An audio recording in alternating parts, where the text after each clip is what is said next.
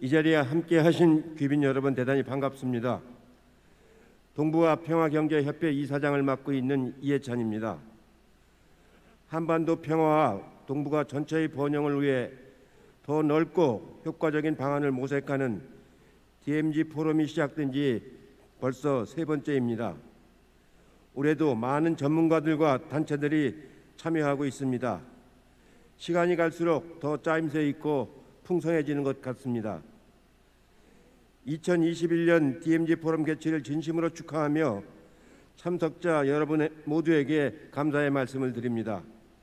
특히 올해도 평화경제협회와 함께 DMZ 포럼을 주최하시고 기조연설까지 맡아주신 이재명 지사님께 감사의 인사를 드립니다. 아울러 항상 한반도 평화에 관심을 갖고 한반도 평화를 위해 노력을 아끼지 않는 로칸나 미 하원 의원님께도 감사의 인사를 드립니다. 존경하는 귀빈 여러분, 불과 2년 전만 해도 한국인들은 판문점과 평양의 남북 정상회담과 9.19 공동선언 그리고 최초의 북미 정상회담을 보면서 한반도 평화의 꿈을 꾸어왔습니다. 간절한 바람이 아니라 현실의 평화가 실현될 가능성에 감동이 있었습니다. 그러나 2021년 현재 판문점의 봄과 싱가포르의 감동은 마치 봄날의 꿈이었던 것처럼 아득하기만 합니다. 남북관계와 북미관계 모두 일종의 교착 상태에 처해 있습니다. 물론 남북관계와 북미관계 모두 이전과 같은 긴박한 위기의 징후라고 보지는 않습니다. 북한의 미사일과 국제사회 제재가 날카롭게 맞섰던 과거에 비교하면 남북한과 미국 모두 이성적이고 인내하는 모습을 보이고 있습니다.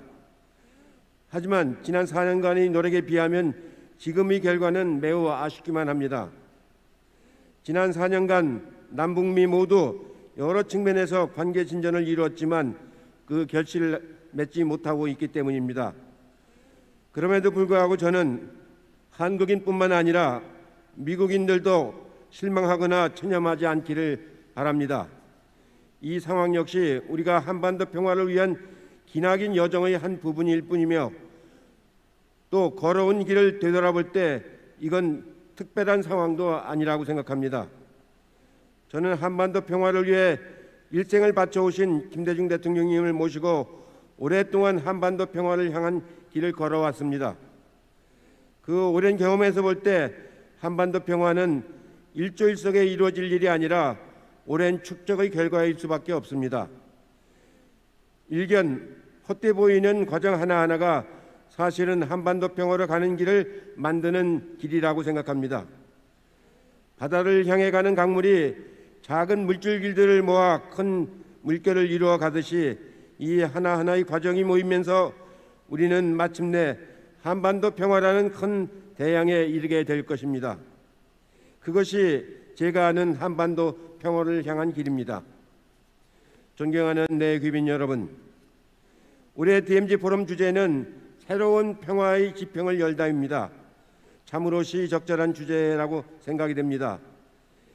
제가 이렇게 말씀드리는 첫 번째 이유는 한반도 평화에서 큰 역할을 하고 있는 미국이 새로운 정부를 맞이했습니다. 저는 바이든 정부가 한반도는 물론이고 세계의 평화를 지향하는 정부라고 확신하고 있습니다. 강제력을 통한 해결보다는 진지한 대화를 우선하며 동맹국뿐 아니라 비록 갈등이 있더라도 상대방 국가를 존중하는 합리적인 정부라고 생각하고 있습니다. 그러기에 바이든 정부가 독단의 길이 아닌 동맹국을 포함한 다자간 대화 속에서 새로운 평화의 길을 열 것이라고 생각하고 있습니다. 둘째는 북한 역시 자신들의 생존과 번영을 위해 큰 인내와 결단을 하는 상황이라고 생각합니다. 돌이켜보면 미국의 새로운 정부가 들어선 상황에서 지금처럼 인내하는 북한을 예전에는 보지 못했습니다. 비록 소규모 군사훈련 수준의 단거리 미사일 발사는 있었지만 실제로 국제사회를 위협할 할 만한 행동을 하지 않고 있습니다. 저는 이것이 북측이 관련 국가들을 향해 보내는 인내의 메시지라고 생각을 합니다. 아울러 이번 한미 정상회담의 성과는 북한 정부도 전향적인 자세를 취하게 되는 계기를 마련하는 데 도움이 될 것이라고 생각합니다.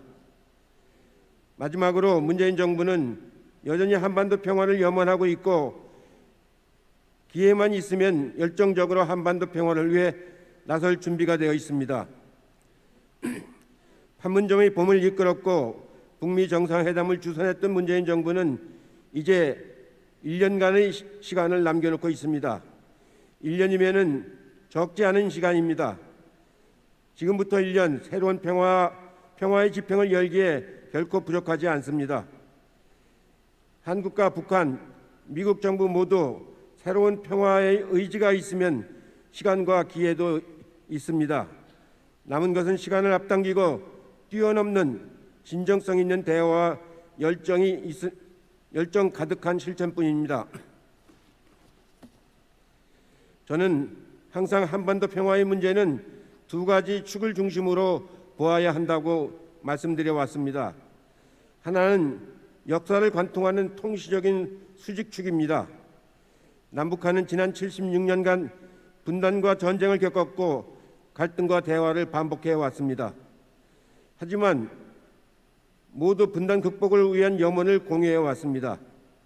그렇기에 한반도 평화를 향한 여정은 곧 한국인의 역사입니다.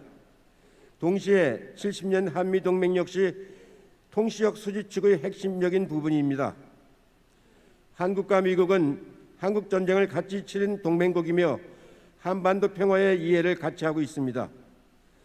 서로 과정관리에서의 이견이 다른 부분이 있을지라도 항상 작은 차이를 넘어 크게 협력하면서 한반도의 갈등을 관리해 왔습니다. 이러한 분단과 한미동맹의 역사는 한반도의 현 상황을 이해하기 위해 반드시 고려해야 하는 필수적인 통시적인 수직축입니다. 또 하나는 공시적인 수평축입니다. 한반도 평화는 남북한 양자만의 문제가 아닙니다. 미국과 중국이라는 세계에서 가장 강력한 두 국가의 이해와 깊이 관련되어 있으며 러시아와 일본 역시 한반도의 변화와 무관하지 않습니다. 유엔과 IAEA를 비롯한 국제기구들 역시 한반도 평화의 이해관계 당사자들입니다. 미국과 중국 관계는 바로 한반도 평화에 영향을 미치며 주변국과 관련국가, 국제기구들의 이해관계 역시 한반도 평화의 길에 크건 작건 영향을 미칩니다. 국가 간 상호 의존성이 극대화된 현실에서 한반도 평화는 곧 세계 평화와 관계에 있기 때문입니다. 우리는 이 공시적 수평축을 이루는 국가들 간의 관계를 잘 이해하고 이들 간의 협조 관계를 이끌어내야 합니다. 관계국 간 갈등이 있다면 중립적이지만 적극적인 자세로 함께 풀어나가야 하며 혹시 이해가 다른 국가가 있더라도 한반도 평화가 그 나라의 국익에 유익하다는 것을 설득해야 합니다. 또한 평화 프로세스의 과정에서 톱다운 방식과 버텀업 방식, 양자 대화와 다자 대화 모두를 전략적으로 활용할 수 있어야 합니다. 어느 하나만으로 어렵다는 것은 지난 6자 회담의 역사 그리고 남북미 간 대화를 우선했던 지난 4년간의 역사가 잘 말해주고 있습니다. 그러려면 이 공시적인 수평축을 이루는 국가들의 이해관계와 변화를 항상 주시하고 수평축의 변화 흐름을 한반도 평화에 유용하도록 이끌어야 합니다. 여기에 바로 한반도 문제의 운전자로서 한국인의 역할이 있습니다. 통시적 수직축과 공시적 수평축이 만나는 그곳에 바로 해법이 있습니다. 분단과 한미 동맹이라는 역사적인 수직적인 축, 강대국 간 힘의 관계의 변화라는 수평적인 공시적인 축을 이해하고 한반도 평화라는 우리 확고한 목표를 향해 흔들리지 않고 나아갈 때 새로운 평화의 지평은 열릴 것입니다. 존경하는 내 귀빈 여러분, 목표와 방향은 언제나 구체적인 실행으로 뒷받침되어야 비로소 성취될 수 있습니다. 저는 오늘 몇 가지 현안에 대해서 조금 말씀드리고자 합니다. 하노이에서 북미 회담이 결실 없이 끝난 이후 남북관계 역시 교착 상태입니다. 그 이유는 북핵 문제가 남북관계의 모든 부분까지 과도한 영향을 미치고 있기 때문입니다. 물론 북핵 문제는 가장 핵심적인 고리입니다. 그러나 북핵 문제가 남북관계의 모든 것은 아닙니다. 전통적인 군사적 대결 관계의 완화는 매우 중요한 문제입니다. 국제 제재에도 불구하고 가능한 수준의 남북 간 교류 역시 결코 간과할 수 없습니다. 이 문제들을 선제적으로 푸는 것은 북핵 문제 해결에도 매우 도움이 됩니다. 남북관계 역사를 보면 남북 간 군사적 긴장이 완화되고 교류가 활발할수록 남북의 대북 설득력이 높아지고 그 설득력을 바탕으로 북핵 문제에서 진전을 가져왔습니다. 남북 긴장 완화와 교류 확대는 북핵 문제 해결을 위한 평화 프로세스를 재가동하는 데 상호 시너지 효과를 낼 수가 있습니다.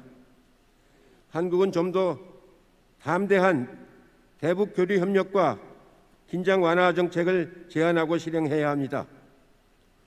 미국은 한국 정부가 북핵 문제로부터 일정 수준의 자율성을 갖고 남북관계를 진전시킬 수 있도록 양해하고 나아가 협력을 할 필요가 있습니다.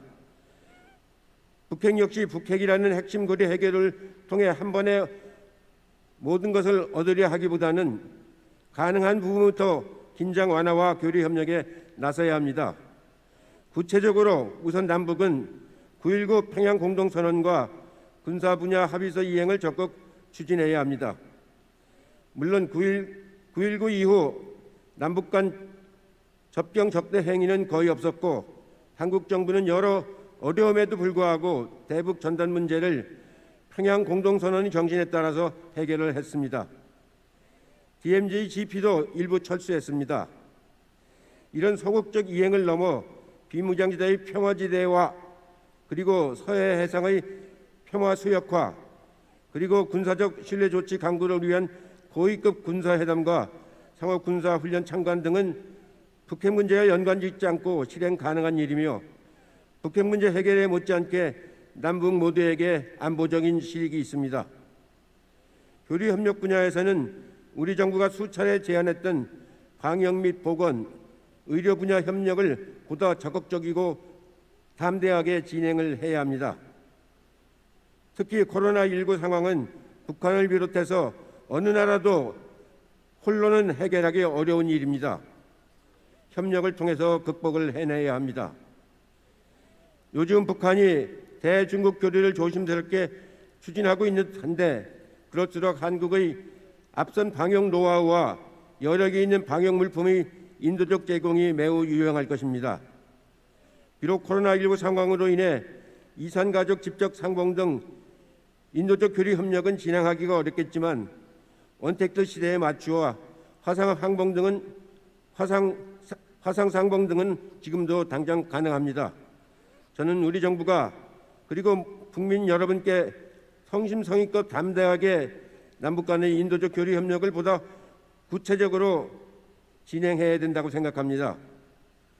아울러 개성공단 재개와 금강산 관광 재개 역시 차근차근히 준비를 해야 합니다. 개성공단과 금강산 관광은 단순히 경제 협력의 문제가 아니라 군사적 긴장 완화와 관련이 매우 높습니다. 개성공단이 활발하게 가동될 때 서부 전선에서 긴장은 크게 완화되었습니다. 일부의 군대와 장사정포 같은 중요한 전술 무기들은 후방으로 물러나야 했고 민간인들이 통행하는 길 주변에서 군사적 활동은 자연히 줄어들게 됩니다. 마찬가지로 금강산 관광이 활발할 때 동부 전선과 동해의 군사적 활동은 큰 폭으로 줄었습니다. 이런 안보적 효과를 무시하고 금강산 관광 중단과 개성공단 폐쇄를 섣부르게 결정한 보수 정부들은 군사 안보적인 관점에서 볼 때 매우 무지하고 무모한 짓을 한 것입니다.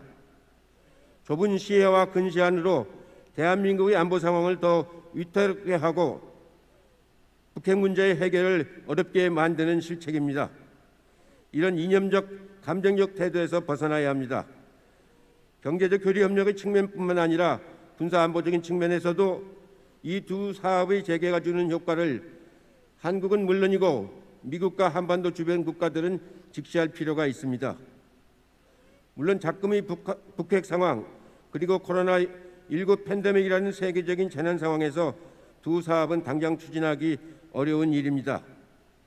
또한 두 사업은 유엔의 대북 제재에 관련되어 있어 국제적 합의를 지켜야 하는 한국으로서는 북핵 문제가 진전되지 않는 한 적극적으로 추진하기 어려운 일이기도 합니다.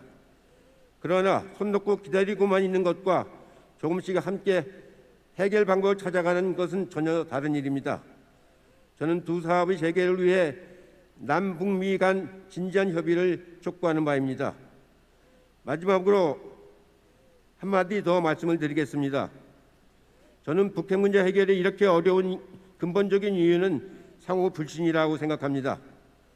여러 정황을 종합하고 전문가들의 의견을 많이 들어보면은 미국은 분명히 북한이 핵무장을 완전히 포기하면 북한에 대한 제재를 해제할 뿐만 아니고 북한의 경제 재건에도 기여할 의사가 있다고 생각합니다. 동시에 북한 역시 안전과 경제 발전만 보장된다면 핵무장을 포기할 의사가 있다고 생각이 됩니다. 그런데도 이렇게 해결이 어려운 이유는 미국은 북한은 미국을 믿지 못하기 때문입니다. 그런 측면에서 한미 동맹의 질적 강화, 한국의 대북 설득력 제고가 더욱 필요합니다.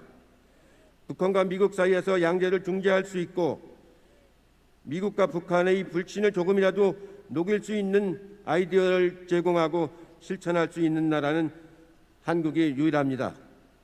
이번에 바이든 정부의 새로운 대북 정책 기조 확립 과정에서 확인된 한반도 동북아 평화를 위한 번영의 길로 우리가 이끌어 나갈 방법을 제시를 해야 합니다. 저는 양자 대화와 함께 신뢰를 높일 수 있는 다자 대화를 구성하고 단계적으로 접근하되 스냅백을 전제로 한 동시 행동을 제안하고 싶습니다. 물론 입구가 되는 첫 단계를 설정하는 데는 많은 대화와 남북미 정상의 결단이 필요할 것입니다. 하지만 북한은 우라늄 농축 활동 중간 수준이었던 이란의 경우보다 훨씬 더 나아가 주요 핵시설 폐기까지 입구로 쓸 의향을 보여야 한다고 생각을 합니다. 아울러 바이든 정부가 이란 핵 방식에 복귀할 의향이 있음도 알고 있습니다. 그러기에 남북미가 솔직하게 마주 앉아 대화를 나눈다면 파격적인 평화 프로세스 입구 합의가 가능하다고 저는 믿고 있습니다. 존경하는 귀빈 여러분, 인간의 생존에 가장 필요한 요소는 안전과 식량입니다. 그리고 안전이 보장되면 인간은 스스로 식량을 생산하고 나아가 공동체를 번영시킬 능력이 있음을 역사는 보여주고 있습니다. 안전을 보장하는 것, 평화를 지키는 것은 인간이 살아가기 위한 가장 기본적인 조건입니다. 한반도의 평화는 한국인이 생존하고 발전하며 나아가 동북아와 함께 번영하기 위한 기본 토대이며 기본 조건입니다. 우리는 이런 토대를 만들어내기 위해 할 수 있는 모든 일, 동원할 수 있는 모든 자원을 다하여 담대하게 추진해야 합니다. 중앙정부뿐만 아니라 지방정부, 민간 역시 함께 해야 합니다. 경기도는 지방정부도 평화를 만드는 일에 기여할 의사와 능력이 있음을 이 DMZ 포럼을 통해서 잘 보여주고 있습니다. 오늘 참여하신 많은 시민단체와 민간 전문가분들 역시 열정과 능력을 갖고 있습니다. 그러기에 이번 DMZ 포럼은 새로운 평화의 집행을 여는 역할을 한다고 생각을 하고 있습니다. 앞으로 이틀간 진행될 포럼들의 세션에 거는 기대가 매우 큽니다. 저도 여러 가지 말씀을 드렸지만 더 좋은 아이디어, 또 실행 방안이 나오기를 기대하겠습니다. 다시 한번 2021 DMZ 포럼 개최를 축하드리며 이번 포럼이 한반도 평화의 새로운 집행을 여는 데 크게 기여하기를 바라겠습니다. 여러분의 활발한 토론과 건승을 기원하겠습니다. 고맙습니다.